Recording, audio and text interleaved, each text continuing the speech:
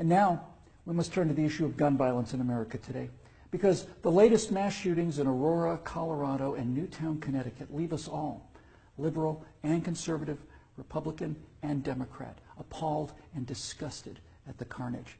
Now, some people, and that includes many of you in this room tonight, want to place the blame for this horror on things like 30-round magazines or semi-automatic rifles. We want to blame something, anything that we can control. But what we really want to ban is violence and murder and insanity. Now, we don't talk about that, though, because deep in our hearts, each of us knows that violence and murder and insanity are built into the human condition and likely always will be.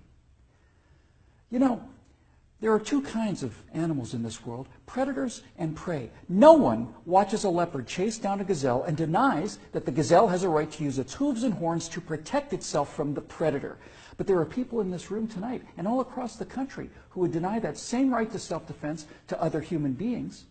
Such people seem to think that the way to stop the leopard is to cut the horns off of the gazelle, that by somehow making it easier for the predator will simply go away. My friends, this is insane. When you make it easier for the predator, you get more predators. So let's start with the so-called assault weapons, more properly known as semi-automatic rifles. In 2011, the total firearm murders came to 8,583, according to the FBI.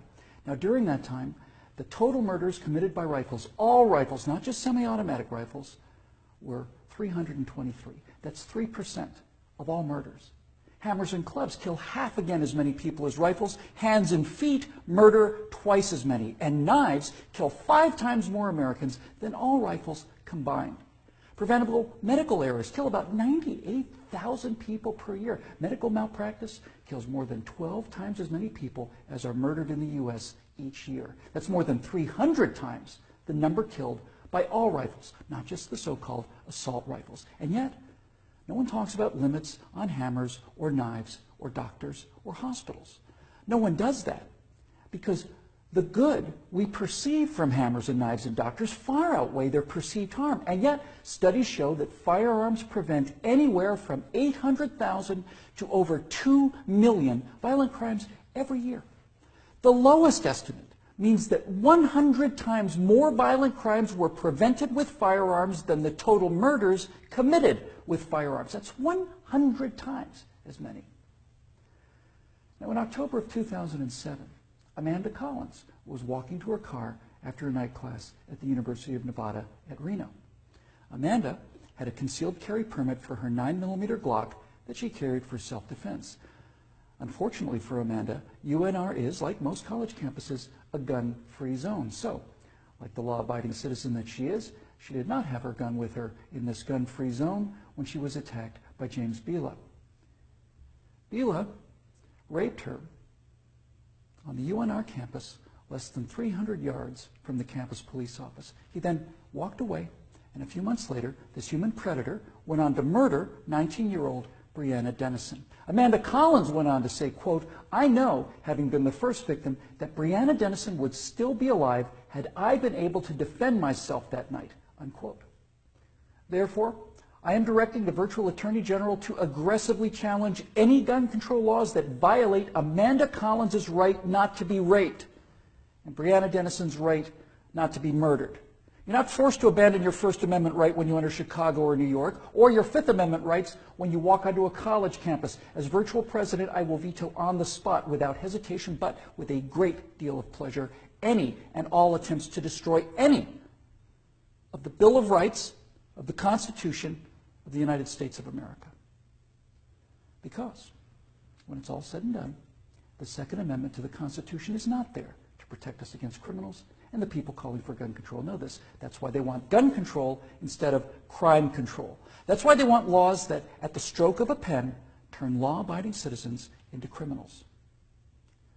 The Second Amendment is there to protect the American people from tyranny. The Second Amendment is there to protect the American people from politicians. The Second Amendment is there to protect the American people from us. Now, Some politicians claim America deserves a vote on this issue. Okay, let's have a vote. Those of you advocating infringement on the right of the people to keep and bear arms need to go to the American people with the 28th Amendment, which would simply read, the Second Amendment to the Constitution is hereby repealed. That would, for the first time, give you the legal authority to do what you have been doing and what you are trying to do now in direct violation of your oath of office to defend the entire Constitution of the United States, not just the parts you happen to approve of.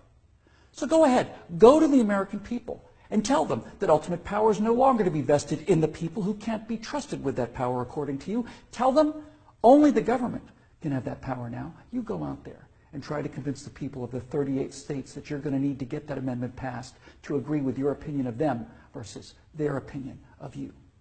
I dare you.